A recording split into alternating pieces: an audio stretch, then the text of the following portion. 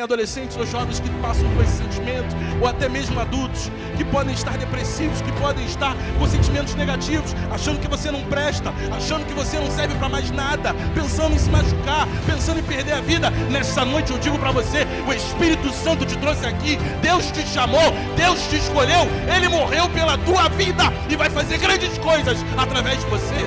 Caminhe mais, continue, não é o fim, não acabou. Deus está te renovando essa noite. Deus te trouxe aqui para falar contigo, para renovar as tuas forças e para fazer você caminhar um pouco mais e mais na direção do Senhor. A faísca dentro dele, no meio do livro, lá no capítulo 19, versículo 25. Então Jó, mesmo no fundo do poço, dá um brado de esperança e ele fala assim: mas eu sei que o meu Redentor vive e eu o verei. Aleluia! O nome do Senhor. Satanás está derrotado, a segunda tese está derrotada. Jó prova que ele não adora a Deus por causa das coisas que Deus dá, mas ele adora a Deus por quem Deus é. Bem sei eu que tudo podes, e nenhum dos teus pensamentos pode ser impedido. Ou em outras versões, nenhum dos teus pensamentos ou propósitos pode ser frustrado. Quem é aquele, dizes tu, que sem conhecimento encobre o conselho? Por isso falei coisas que não entendia, coisas que para mim eram maravilhosíssimas e que eu não compreendia. Escuta-me, pois, e eu falarei, eu te perguntarei e tu ensina-me. Com ouvidos meus ouvidos ouvi, mas agora meus olhos te veem, ou veem os meus olhos. Por isso me abomino e me arrependo no pó e na cinza. Versículo 10. E o Senhor virou o cativeiro de Jó quando orava pelos seus amigos.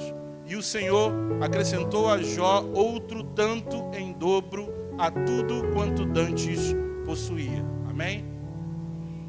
Peço a licença aos irmãos, nós voltaremos a esse texto mais tarde, após o relato daquilo que Deus tem feito na minha vida, irmãos, e eu não tenho como não agradecer, irmãos. Esse culto hoje, para mim, é um culto em ação de graças. É um culto onde eu e minha família dedicamos ao Senhor e rendemos graças a Ele por tudo que Ele tem feito na minha vida, irmãos, e por tudo ao longo de muitos anos que Deus tem feito. Por muito tempo a gente vai adiando, mas conforme a gente vai juntando tudo que Deus fez na nossa vida, a gente não tem como ficar calado. Nós precisamos agradecer e nós precisamos fazer isso publicamente, irmãos. Na minha vida começou há muito tempo atrás, para os irmãos entenderem o que Deus fez nos últimos anos. Talvez eu rapidamente vou contar lá do início. Graças a Deus eu sempre fui criado na igreja. E Deus sempre foi bom para comigo. Apesar de eu ter estudado em colégio público a minha vida inteira, eu estudei aqui no Pedro Lessa, muitos conhecem, muitos estudam. Deus abriu uma porta e eu consegui passar para uma faculdade pública sem condições, que eu não me achava condições. Eu achava que eu não tinha condições. Mas Deus abriu a porta e eu consegui, passamos no vestibular e entrei para uma faculdade pública. Glória a Deus. Eu falei, meu Deus, é isso, eu consegui agora. Desde pequeno eu ouço Deus falando, eu ouço Deus dizer da promessa. Eu consegui passar na faculdade, agora vai dar tudo certo. Minha vida vai ser maravilha, é faculdade federal, meu Deus do céu, está tudo certo. E aí quando foi no final da faculdade, do meio para o final da faculdade, o Brasil inteiro começou a entrar numa crise, o mundo inteiro começou a entrar numa crise. O meu curso era um curso que se dizia que ia ter muitas portas de emprego. As pessoas, as empresas iam vir bater na minha porta procurando para ter emprego, procurando o meu currículo. Chegou no final da faculdade, eu me informei, o que aconteceu? O Brasil estava em crise. Eu e todos que se formaram comigo desempregados. E agora, o que eu vou fazer? Meu Deus. Mas eu achei que a porta tinha aberto, mas eu achei que agora ia dar tudo certo. Eu achei que agora estava resolvido. E não. Um problema acontecendo. Mas Deus é Deus de misericórdia, irmãos. Um ano depois, Deus abriu as portas para mim. Eu consegui ser chamado numa empresa, uma multinacional. Entrei nessa empresa. E aí eu pensei, pronto, é isso. Me formei, tudo bem, fiquei quase 2 anos desempregado. Mas agora Deus abriu as portas. Agora sim, agora vai. Agora sim eu vou viver o melhor de Deus. Agora eu estou vivendo plenamente. Irmãos, o salário era ótimo, irmãos. O cargo que eu tinha era cargo de chefia. Eu tive 120 pessoas sob o meu comando. Maravilha, que bênção, glória a Deus. Eu trabalhei aqui, Deus me levou para outro estado. Trabalhei uns meses lá. E quando eu achava que ia dar tudo certo, dali só ia mover para melhor. Aconteceu um negócio chamado Lava Jato e todas as empresas do meu ramo começaram a quebrar, começaram a falir, todas elas começaram, os donos, os diretores a serem presos. E resultado, todo mundo praticamente da minha empresa foi mandado embora, inclusive eu. Eu trabalhava num projeto com 10 mil, 12 mil trabalhadores. Praticamente todo mundo foi mandado embora em questão de 6 meses. Não sobrou praticamente ninguém. E aí eu penso de novo, Senhor, mas por que isso acontece? Toda vez que eu estou achando que eu estou chegando perto, e eu oro, e eu busco, e eu vou, e eu sou crente, e eu desde pequeno eu me dou e me lanço, e quando eu achei que agora ia acontecer, agora eu estou na sarjeta, agora eu estou na rua, e agora não tenho o que fazer. Mas Deus tem um plano, irmãos. O problema é que a gente não entende o plano de Deus. Aprove a Deus um irmão que trabalhava aqui na administração da igreja me chamar, e eu vim trabalhar aqui na administração da igreja. Quando eu estava aqui trabalhando na administração da igreja por algum tempo, Deus levantou uma irmã de oração, desceu lá embaixo onde eu estava. Ela me chamou de canto e falou o seguinte, olha só, você não está entendendo, mas foi Deus que te tirou de lá e te trouxe aqui. Porque era necessário você passar por esse lugar. Era necessário você ajudar o pastor da igreja. Era necessário ajudar o seu pai. Era necessário estar nesse lugar. E se você estivesse naquela empresa, ganhando aquele dinheiro que você tinha ganhado, estava ganhando, e Deus te chamasse, você não ia vir. Então Deus te tirou tudo, para que você pudesse estar disponível para a obra de Deus. Eu não entendia, irmãos. Mas eu me apeguei naquilo ali e eu falei, amém, irmãos. E Deus falava, mas no tempo certo eu vou te abençoar, eu vou abrir as portas. Um sonho que sempre teve no meu coração era poder passar no concurso, era poder ter estabilidade. É um sonho de família. Minha avó foi funcionária pública, meu pai foi funcionário público a vida inteira, até se aposentar. Minha irmã é funcionária pública, meus tios foram funcionários públicos. E a vida inteira eu falava, Senhor, eu quero um lugar que eu possa estar tranquilo para poder fazer a tua obra, sem medo. Um lugar estável. Eu orava ao Senhor e pedia isso.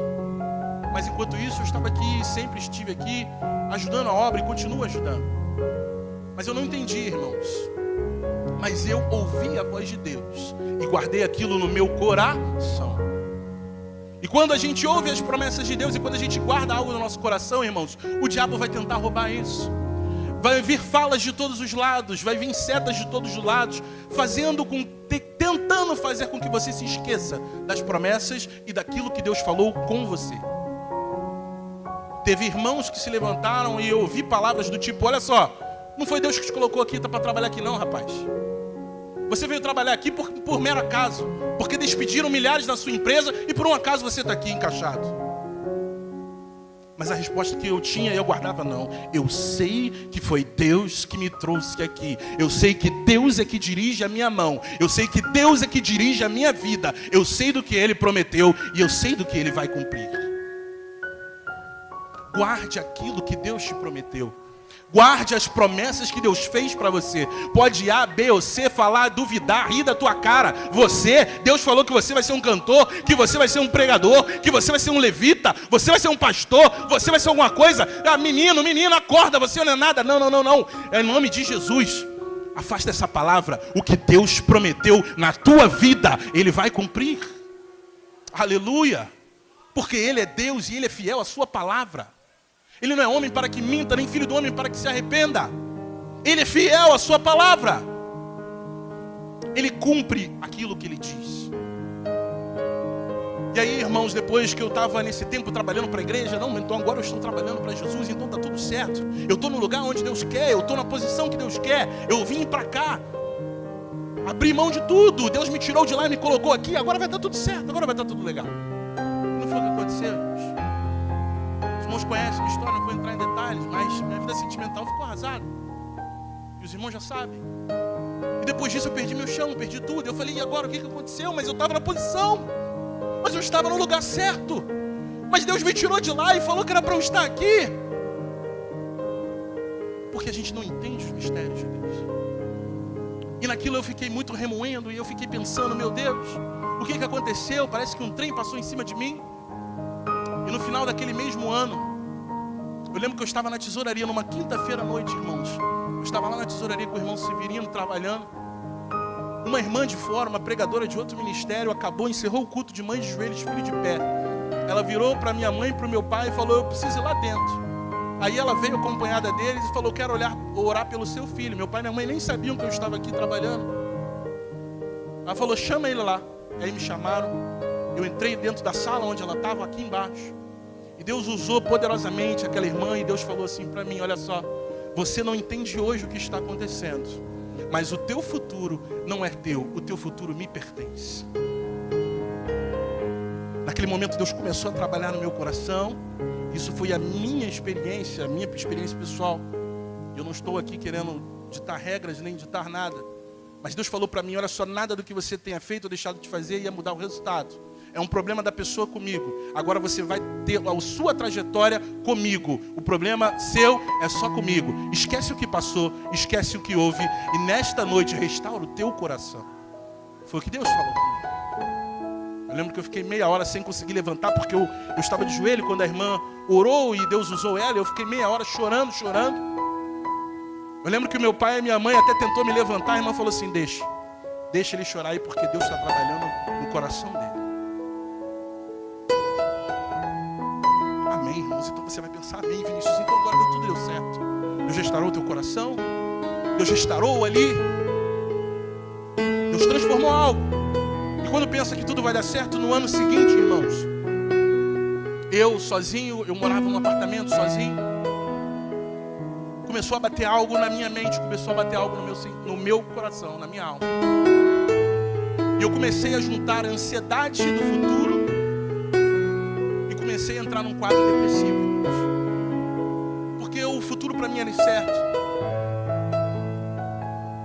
E começou os pensamentos a quererem me fazer duvidar das promessas de Deus. Deus no final do ano tinha falado para mim que Ele cuidaria do meu futuro. Mas eu olhava para mim mesmo e falava: eu não tenho futuro. Eu não tenho como daqui melhorar. Eu entrava dentro do meu quarto, eu tinha um espelho que ficava no canto. E eu lembro claramente que toda vez que eu entrava no quarto e eu olhava para aquele espelho, eu só chorava. E chorava. Porque eu não gostava da imagem que eu via. Eu não gostava do meu reflexo. Eu falava: por que eu estou vendo isso? Eu sou feio, eu sou velho, eu sou gordo, eu não presto para nada. Era a imagem que eu via no espelho. Eu não consegui mais sair de casa. Eu fiquei 3, 4 meses trancados. Eu não ia na rua comprar um pão de comer. Eu peguei uma infecção na córnea e o médico me orientou a não sair de casa de jeito nenhum. Pronto, aí mesmo que eu fiquei lá dentro. Trabalhava somente para o home office, trabalhava pela internet. E eu ali naquele processo, a minha família de longe orando, meus pais orando, minha mãe ligava chorando. E eu não explicava, eu não conseguia entender o que eu sentia. Mas para mim o futuro eu não ia ser feliz. Para mim o futuro tinha acabado. Qualquer promessa que Deus tinha feito para mim tinha morrido. E eu não era merecedor de mais nada. E eu não valia mais nada. Tudo para mim tinha acabado. E ali eu estava, e ali naquele estado eu fiquei. Deus usou a minha família através da minha irmã Vanusa, me levou: não, irmão, você não pode ficar assim não. Minha irmã Vanessa, que orava por mim, começou a orar pelo telefone, junto com a minha mãe, com meu pai. Minha irmã Vanusa me pegou, conseguiu até me levar no médico. De fato ele diagnosticou: olha, meu rapaz, você está com pressão moderada. Você vai ter que fazer uns exames, você vai ter que fazer algumas coisas, você vai ter que ver aí esse sistema nervoso teu. Você não está legal. Eu falei: meu Deus do céu, eu fui criado na igreja e eu sou nascido e eu fiz tudo. Eu procurei sempre estar no centro da vontade. Por que isso está acontecendo comigo? Irmãos, só o que eu posso dizer é que a gente às vezes não entende o que Deus está fazendo, não entende o que a gente está vivendo, mas tudo na nossa vida está no controle e nas mãos de Deus. Nesse momento eu louvo a Deus e não posso deixar de mencionar: Deus usou a vida de 2 casais, digo nem que são irmãos, são amigos meus, Murilo e Aline, que estão ali. Por favor, se puderem fiquem de pé, a cena aí para todos conhecerem. Juntou eles dois, irmãos, juntou com hoje o pastor Paulo Vitor e a pastora Luísa, que moram lá em São Pedro da Aldeia, se deslocaram lá de São Pedro da Aldeia. Quando souberam como é que estava o meu quadro, se deslocaram de lá, entraram os 4 lá dentro do meu apartamento. Sem eu saber de nada, passaram um dia comigo orando e dando palavra, e orando e dando palavra, e orando e palavra, e louvando e palavra. E aquilo ali foi entrando no meu coração, a minha família orando, minhas irmãs orando, minha mãe, meu pai, meus cunhados, todo mundo orando. E eu fui começando a ser tratado pelo Espírito Santo. O Espírito Santo entrou comigo naquele quarto e começou a falar: ei, você acha que você não presta, mas eu morri por você. Você acha que você não tem nada, mas eu te escolhi. Você acha que você não é nada, mas sou eu que cuido da tua vida. Sou eu que cuido do teu futuro. Sou eu que cuido de cada passo teu.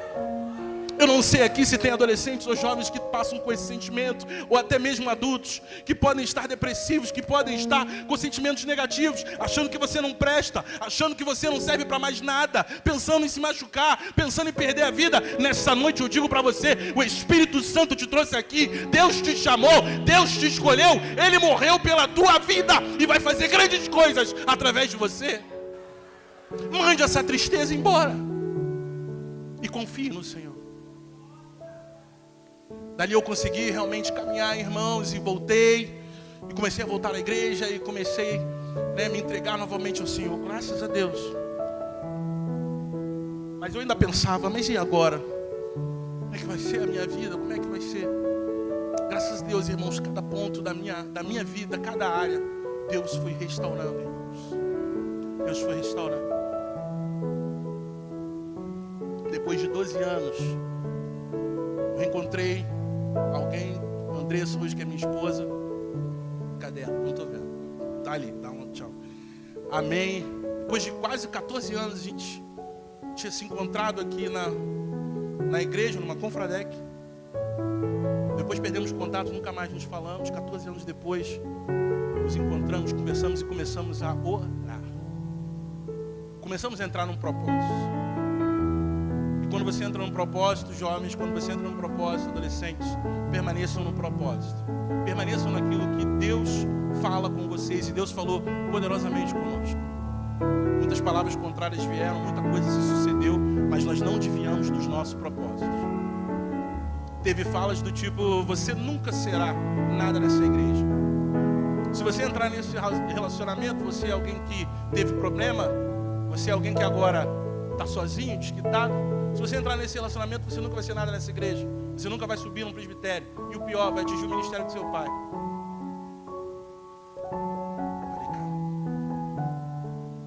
Deus, mas eu sei do que tu falaste.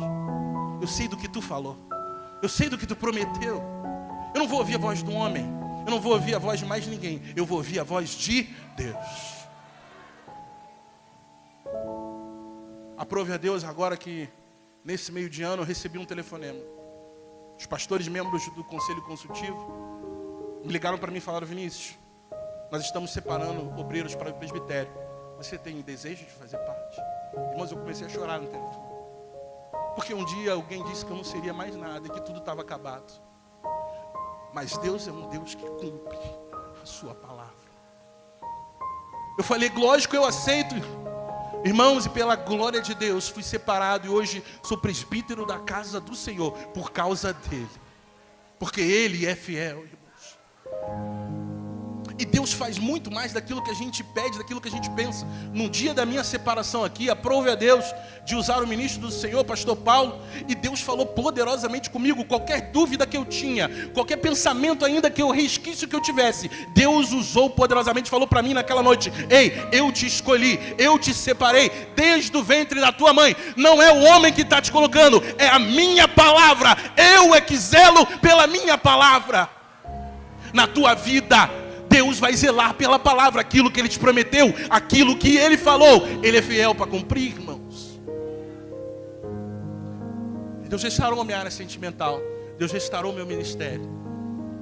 E por último agora, irmãos, há muitos anos, desde 2015, 2016, desde que eu tinha saído da empresa, eu estava fazendo concurso. E eu também não posso deixar aqui de agradecer a pessoa, hoje não está mais conosco, está em outro ministério, mas na pessoa do nosso irmão Leandro Dias. Deus usou ele poderosamente, e um dia ele virou e conseguiu uma bolsa de 100% para eu estudar para concurso. E ali foi o caminho que Deus abriu. A partir dali eu comecei a estudar e comecei a fazer um concurso. Irmãos, eu fiz um concurso em 2019, antes da pandemia. Nós estamos em 2024, para mim já tinha morrido. Para mim o negócio não ia acontecer mais. Para mim a promessa de Deus, tudo bem, Deus falou, mas será? Eu comecei talvez a querer questionar, a querer duvidar. O concurso se encerra agora em maio. Está se encerrando agora em maio desse ano. E mês passado eu recebi uma ligação. Alô, é o Vinícius? Sou eu. Você lembra que você fez o concurso em 2019? Fiz. Então, a gente está te convocando. Você vai tomar posse da vaga. Aleluia. Hoje eu sou servidor público do Ministério Público do Rio de Janeiro, pela graça e misericórdia de Deus, irmãos. É porque eu sou bom? Não. É porque eu tenho alguma coisa? Não. É porque eu valho alguma coisa? Não, irmão, mas é por causa dele. Aleluia. Ele é quem faz. Aleluia. E eu não posso deixar de louvar ao Senhor. Eu não posso deixar de render graças ao Senhor. Mas eu confesso que ao longo do caminho, a gente às vezes vai perdendo as forças, às vezes a gente vai ficando desanimado, talvez pensando em parar, pensando em desistir, irmãos. Mas várias vezes que eu tive esse caminho, teve um personagem e uma história na Bíblia que falou muito comigo. Longe de mim me comparar com a história dele, mas teve lições que eu aprendi do Senhor. E essas lições gostaria também de compartilhar com a igreja hoje. Então nós abrimos em Jó 42, irmãos. E muitos conhecem aqui a história de Jó. E foi uma história que quando eu li foi o que me sustentou. Foi uma história onde Deus falou comigo. E foi uma história onde de fato Deus realmente mudou o meu jeito de pensar. Os irmãos conhecem bem a história de Jó, não vou me alongar. Mas vai falar o livro de Jó lá no seu início, no capítulo 1, que num certo dia os filhos de Deus se reúnem no céu. E aí eles se reúnem no céu, e eu quero crer que são os anjos, chegam perante Deus. A Bíblia não explica como, mas vai falar que Satanás aparece ali no meio. E Satanás, quando ele aparece ali, Deus pergunta para ele: de onde você vem? Ele fala: eu venho de rodear a terra. É como se ele fosse um turista e vive passeando. E aí quando ele fala isso, Deus fala para ele: você, Satanás, você viu o meu servo Jó? E aí Deus começa a tecer elogios ali de Jó. Ele vai falar: Jó é um homem íntegro, reto, temente a Deus e se desvia do mal. E Satanás poderia ter respondido: não sei quem ele é, não. Mas não foi isso que ele respondeu. E veja bem o que Deus falou dele. Ele falou que ele é íntegro. Íntegro é aquilo que você é no teu quarto quando ninguém te conhece. Deus também falou que ele era reto. Aquilo que você é perante todos, você é reto. Alguém que ama a justiça e a verdade. Ele é temente a Deus, o princípio da sabedoria. E ele se desvia do mal. Ele é santo. Ele procura a santificação. E Satanás responde para ele: mas também... você cerca ele de prosperidade, você cerca ele de bênção, você cerca Jó de tudo que ele tem, aí é fácil te adorar, aí qualquer um te adora, Deus, aí é muito fácil. Satanás ali está levantando duas coisas muito perigosas. Primeiro, ele está dizendo que Jó só adora a Deus por causa das bênçãos. Ele está dizendo que Jó descobriu que a religião dá lucro, e por conta disso ele resolveu seguir a Deus. E outra coisa é que Satanás está dizendo é que Deus é um Deus que precisa distribuir bênçãos para poder ser adorado. Então, é como se Satanás levantasse duas teses. A primeira tese que Satanás está levantando, ele está dizendo: ninguém ama mais a Deus do que a sua riqueza. A segunda tese que Satanás está levantando é: ninguém ama mais a Deus do que a sua família. Então, sem que Jó aqui na terra soubesse, Deus levanta Jó como seu advogado e constitui como seu advogado na terra para defender o seu nome. Então, Deus permite que Satanás toque na vida de Jó, toque nas coisas de Jó. Mas ele fala assim, Deus fala: Satanás, você pode tocar em tudo que Jó possui, mas nele você não vai tocar.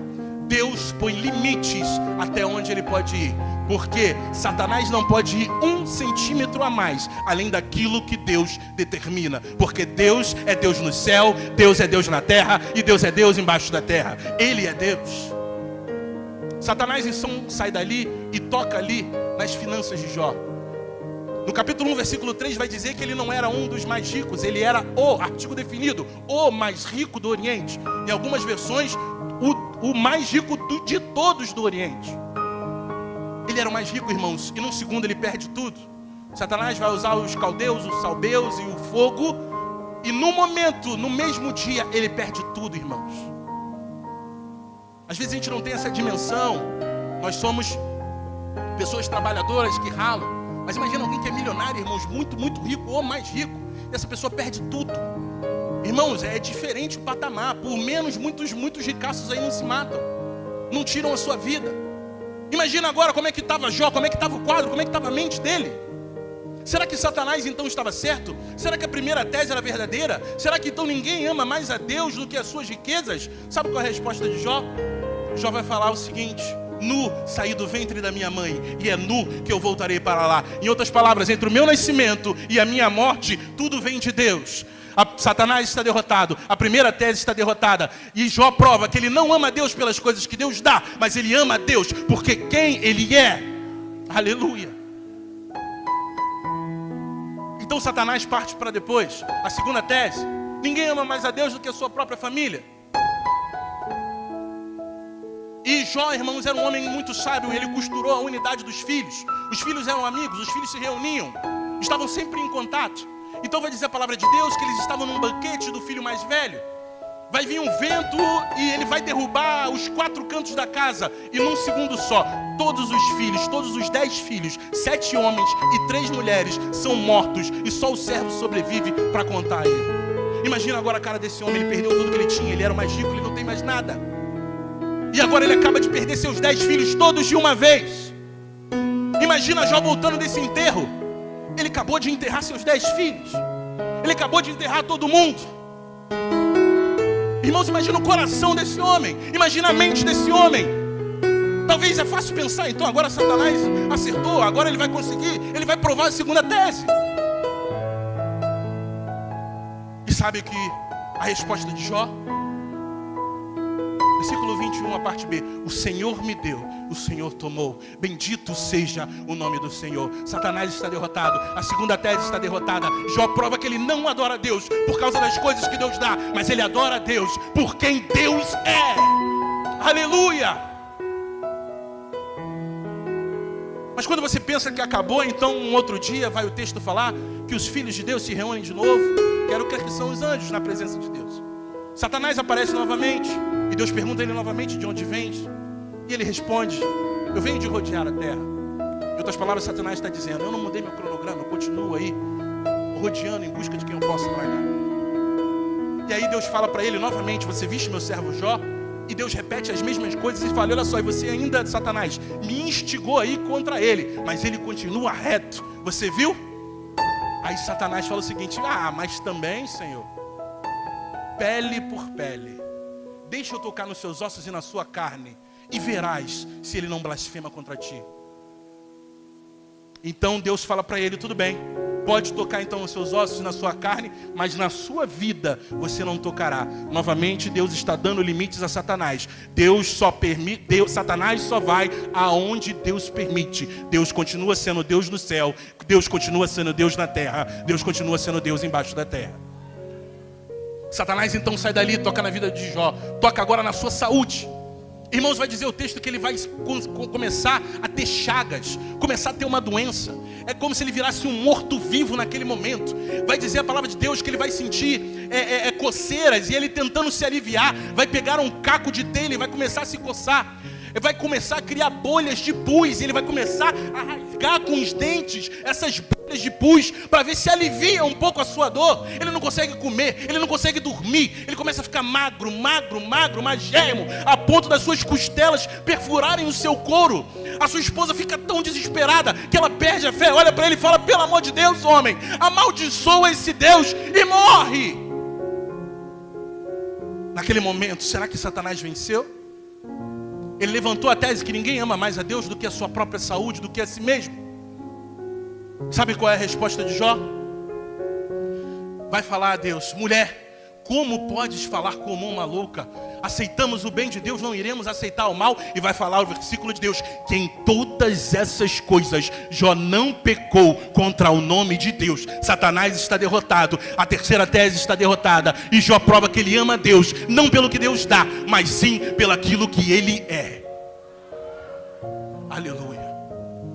Mas quando você pensa que acabou, os versículos seguintes, no versículo 11, começa a piorar. Vai dizer que os amigos dele, 3 amigos, chegam até ele.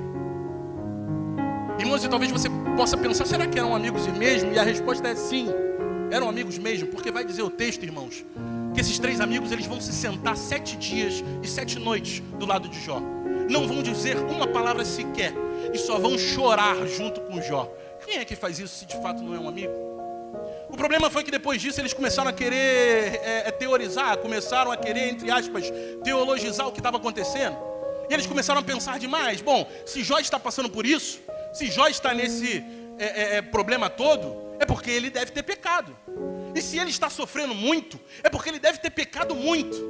E o problema não foi só eles terem pensado isso, eles falaram essas coisas. E eles não só pensaram e falaram, eles falaram essas coisas para Jó. E naquele momento eles começaram a lançar os dardos, começaram a lançar setas em cima de Jó e falaram coisas pesadíssimas.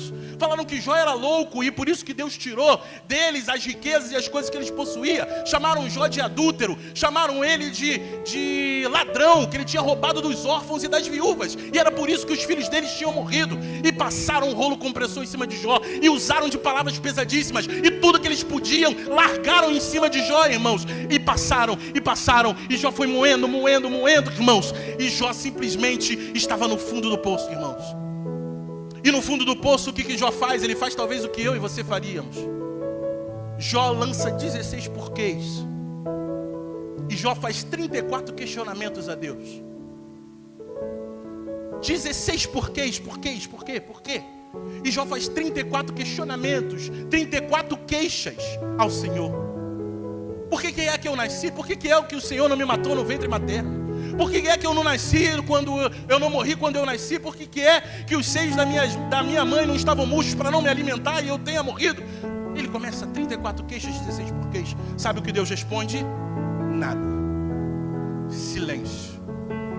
E o silêncio de Deus, irmãos, às vezes grita mais alto na nossa alma do que o barulho mais estarrecedor da onda mais alta e mais pesada. E ali Deus está em silêncio. Irmãos, e se você pensar bem, as 5 áreas principais da vida de um homem, Jó recebeu alguma coisa. Ele foi atacado nas suas finanças, ele foi atacado na sua saúde, ele foi atacado com seus filhos, no seu casamento e nas suas amizades. As 5 áreas vitais do homem, tudo ele perdeu e tudo ele foi atacado. Esse homem está no fundo do poço. Esse homem, ele passaram um rolo compressor em cima dele. Mas, irmãos, quando estamos no fundo do poço, só tem um lugar para olhar, é para o alto, é para cima, é para Deus. E Jó naquele fundo do poço, quando ele olha para o alto, irmãos, há uma coisa dentro dele que o diabo não conseguiu tirar. O diabo talvez pensou que tinha tirado tudo de Jó, mas ele não sabia que Deus era tudo de Jó. E ele ainda tinha uma esperança. Deus ainda estava dentro de Jó. E como uma esperança, como uma faísca dentro dele, no meio do livro, lá no capítulo 19, versículo 25, então Jó, mesmo no fundo do poço, dá um brado de esperança. E ele fala assim: mas eu sei que o meu Redentor vive e eu o verei. Aleluia! Lá, surecanta lá. Aleluia. Teu Redentor vive. E quando ele dá esse brado de vitória, sabe o que acontece? Quando ele dá esse brado de esperança, sabe o que acontece? Aí, Deus então se manifesta para ele, dentro de um redemoinho. Mas você vai pensar que Deus respondeu os 16 porquês de Jó? Ou respondeu os 34 questionamentos? Não, pelo contrário. Deus faz 70 perguntas retóricas a Jó, todas sem respostas. Deus começa então a perguntar para ele: Jó, aonde você estava quando eu lancei as bases do universo? Aonde você estava quando eu fiz o firmamento, quando eu separei as águas? Aonde você estava quando eu contei as estrelas e quando eu dei nome a cada uma delas? E aonde você estava? E Deus começa a abrir, como se ele abrisse as comportas do céu e começa a derramar a sua soberania, o seu poder, o seu conhecimento e a sua glória e a sua majestade. Então Jó vai se encolhendo,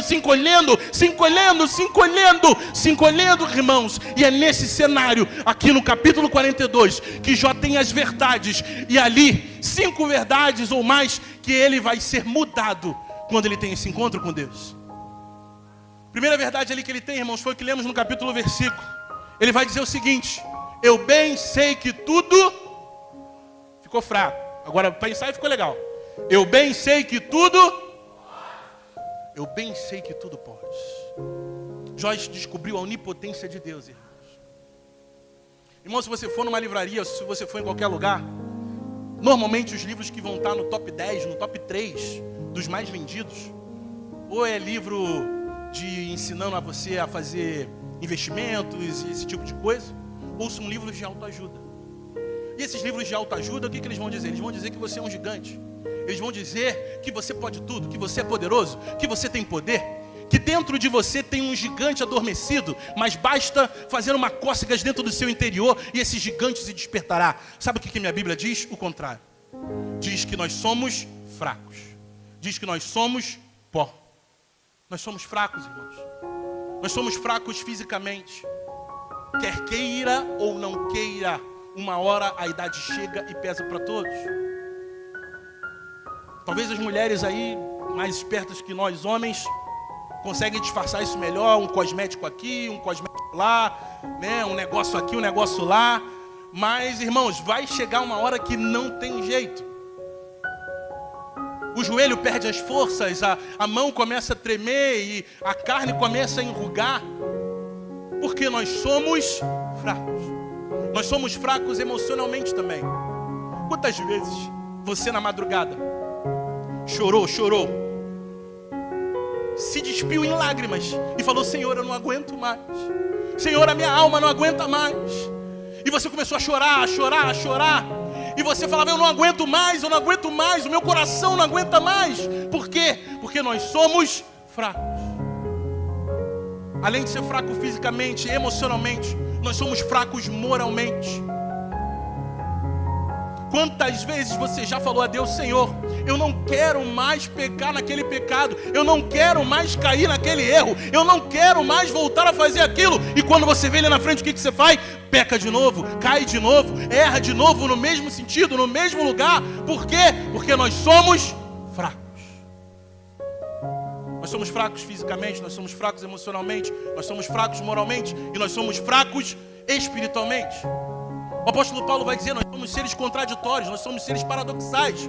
Porque o bem que eu quero fazer eu não faço, mas o mal que eu não quero fazer eu pratico. Mas por que isso, Vinícius? Porque nós somos fracos.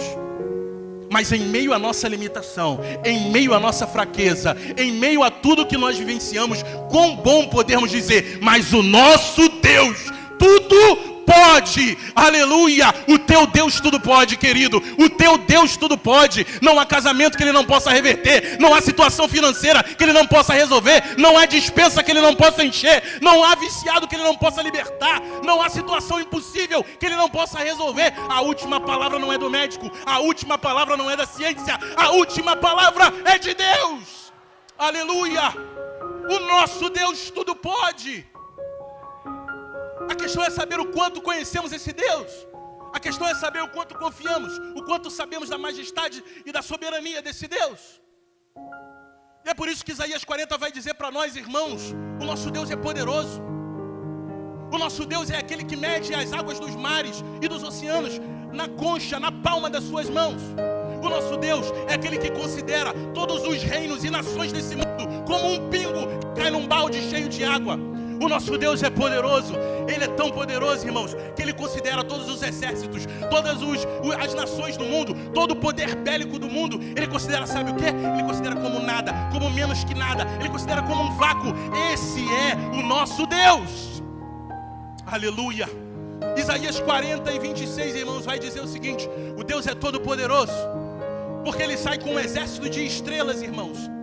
E vai dizer a ciência: se você juntar todos os grãos de areia de todas as praias e desertos do mundo, tem mais estrelas no céu do que desses grãos de areia todos que você juntou. Existe mais estrelas no universo do que todos os grãos de areia que existem na terra. Sabe o que a palavra de Deus diz? É que o nosso Deus, Ele criou a cada uma dessas estrelas. Ele não só criou a cada uma dessas estrelas, Ele espalhou elas a cada um pelo universo. Ele não só criou e espalhou essas estrelas, Ele deu nome a cada uma dessas estrelas. E vai falar o texto que por ser forte em força e grande em poder, quando Ele chama cada uma pelo nome, nenhuma dessas estrelas ouse a faltar. Esse é o teu Deus, irmãos. Aleluia. Deus fala para nós hoje: por que você está preocupado com esse teu problema? Por que você está preocupado com o tamanho do gigante? Por que você não dorme mais? Por que você está perdendo o sono? Ele está te falando hoje: eu tudo posso. Aleluia. Alá, suremandalai. Ele tudo pode na tua vida, querido. Segunda coisa que ele viu: nenhum dos seus planos podem ser frustrados. Nenhum dos seus planos pode ser frustrados. Aleluia. Deus está dizendo que Ele ainda está sentado no trono de governo. Nós não somos um povo que acreditamos em determinismo. Nós não somos um povo que acreditamos em sexta-feira 13, no gato preto, em passar embaixo da escada. Eu não acredito em horóscopo. Nós não somos um povo que acredita que a nossa mão, o nosso destino é guiado por essas coisas. Mas nós somos um povo que acreditamos que o nosso destino é guiado pela mão de Deus. Nenhum de seus planos pode ser frustrado. Deus não é pego de surpresa. Eu e você não vemos no final da curva, mas Deus vê. Aleluia. Irmão, talvez a situação que você está passando, talvez o deserto que você está vivendo, talvez você não entenda hoje o que está acontecendo, como muitas vezes eu também não entendia. Talvez você possa querer murmurar, você possa talvez querer reclamar, você possa dizer, meu Deus, será que Deus não está vendo? Será que Deus não está olhando? Será que Deus esqueceu de mim? Deus diz nesta noite, nenhum dos seus planos podem ser frustrados. Aleluia, todas as coisas cooperam para o bem daqueles que amam a Deus, segundo o seu propósito. Você pode glorificar esse Deus? Você pode exaltar esse Deus? Aleluia. Depois ele vai dizer que ele, por isso, falei coisas que não entendia e falei coisas que não compreendia. Irmãos, depois você pega o livro de Jó e dá uma lida dele numa sentada só, você vai ver que de tanto que aconteceu na vida de Jó, normalmente o ser humano tem duas reações. Ou ele se cala e fica quieto, ou então ele fala demais. Você vai ver que Jó falou demais. Quando Deus aparece a ele, mostra o tamanho da sua glória, do seu poder e da sua majestade. Então Jó fala assim, meu Deus, eu falei de coisas que não conhecia. Eu falei de coisas que eu não sabia. Falei de coisas que eu não entendia, irmãos. Em outras palavras, sabe o que Jó está nos ensinando? É que quando nos aproximamos de Deus, não tem como a gente ficar de nariz em pé, não tem como a gente achar que a gente tudo pode. Pelo contrário, quanto mais nos aproximamos de Deus, mais nos humilhamos e sabemos que nada podemos, e sabemos que nada tem, mas que tudo é dele, a honra é dele, a glória é dele, o poder é dele, quem faz é ele, quem pode é ele, não é eu, não é você, é ele. Aleluia. A última coisa ele falou, com meus ouvidos eu te ouvi, mas agora meus olhos te veem. Irmãos, quando a gente lê esse versículo, talvez a gente possa entrar em um pouco de crise. Porque lá no início do livro, o próprio Deus vai dizer que ele era íntegro ou sincero, reto, temente a Deus e se desviava do mal. E quem disse isso foi Deus, irmãos. Deus não tem uma opinião sobre nós, Deus tem um diagnóstico. E Deus disse isso. E aí como é que agora esse mesmo homem vai dizer que conhecia de ouvir falar, mas agora de fato os olhos o veem? Irmãos, para isso talvez eu vou fazer uma ilustração para explicar. Pensa alguém mineiro, irmãos, da cidade, posso usar Mar de Espanha?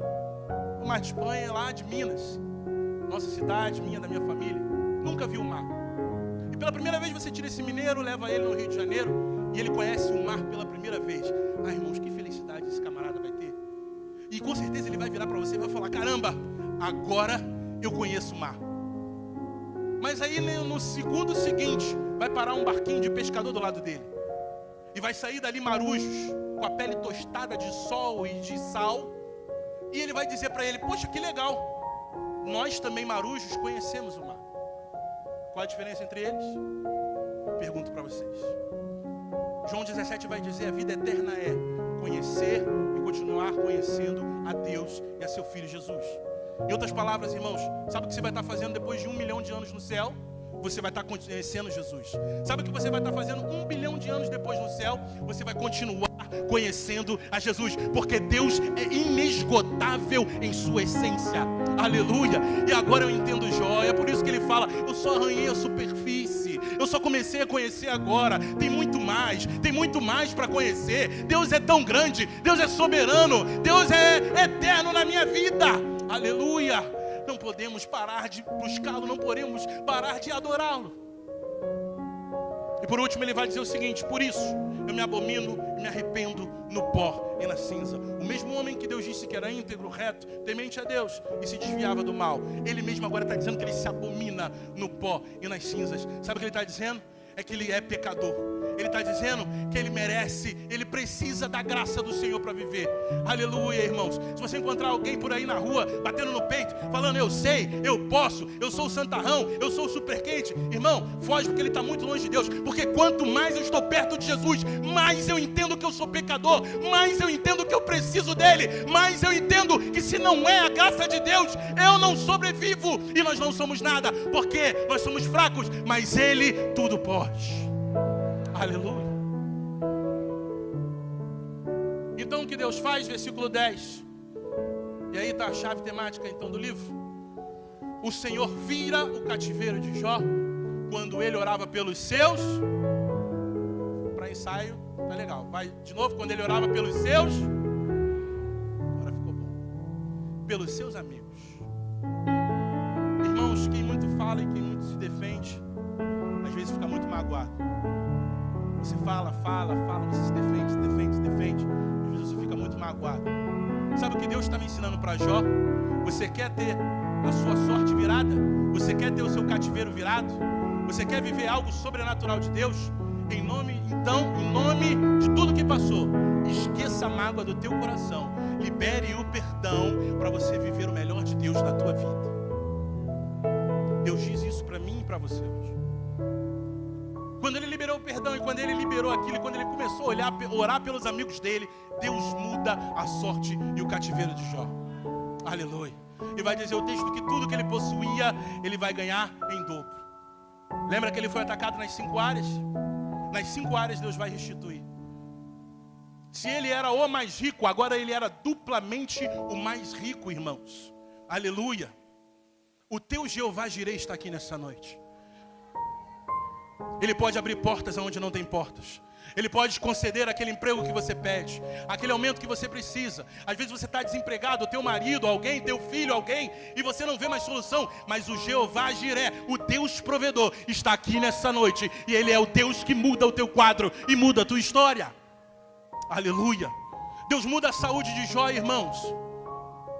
E ele vai sendo restaurado completamente, irmãos. A sua pele, tudo, o seu peso, o seu balanço, sua nutrição, os ossos, os órgãos, tudo volta para o lugar perfeitamente, irmãos. Aleluia. O que Deus está dizendo para nós hoje? O Jeová Rafá está aqui essa noite. E Ele quer te curar. Ele quer trazer algo. Como eu disse anteriormente, o homem não tem a última palavra. A medicina não tem a última palavra. O médico não tem a última palavra. Eles disseram não tem mais jeito. Eles disseram não tem como. Até aqui a medicina pode ir. Mas o Deus Jeová Rafá está dizendo nessa noite, mas eu tudo posso. Aleluia. Ele está aqui para te curar. Creia nessa palavra. Aleluia. Ele restaurou as finanças, ele restaurou a saúde. E vai dizer que ele vai também restaurar os sentimentos, o casamento. Porque a quarta coisa também, ele vai restaurar os filhos. E como o texto não fala nada, então ele teve os filhos com a mesma mulher. Então Deus é um Deus que restaura a família, que restaura casamentos. É um Deus que dá tudo em dobro. E além do casamento, ele deu agora mais 10 filhos para Jó. E talvez você possa perguntar, mas não era em dobro? Ele não tinha que ter ganhado 20? Não, irmãos. É porque às vezes a gente usa o linguajar errado, né? Quando a gente vai falar com alguém que está voltando do cemitério, a gente fala assim, poxa, eu soube que você perdeu o seu filho, perdeu a sua mulher, meus pêsames. Mas talvez se esse homem pudesse responder, ele responderia para você assim, não, eu não perdi não. Porque quem perde alguém não sabe aonde ele está. Eu sei aonde meu filho está, eu sei aonde minha esposa está. Minha esposa está no céu, minha esposa está com Jesus. Jó agora tem 10 filhos no céu e tem mais 10 filhos na terra. Bendito seja o nome do Senhor. E por último, Deus restaura as amizades. Sabe o que vai acontecer? Deus vai virar para aqueles 3 amigos e vai falar, olha só, vocês têm que ir lá. Sabe aquele camarada que vocês falaram mal? Passaram o rolo compressor em cima? Vai até ele e eu só vou ouvir a oração dele em favor de vocês. Deus é um Deus de justiça. Deus é um Deus que cuida de você. Mas é Deus que faz. Talvez se você não lembrar nada do que eu falei essa noite, guarde essa frase que eu vou dizer. Cuide da tua intimidade. Cuide da tua santidade. E Deus cuidará da tua reputação. Se preocupe em adorar o Senhor. Se preocupe em buscar ao Senhor. Que o restante, o o próprio Deus faz. E tudo isso que aconteceu, irmãos, o diabo procurou afastar Jó de Deus. Sabe o que ele conseguiu? Ele conseguiu aproximar mais Jó de Deus, porque os seus planos não podem ser frustrados. Aleluia.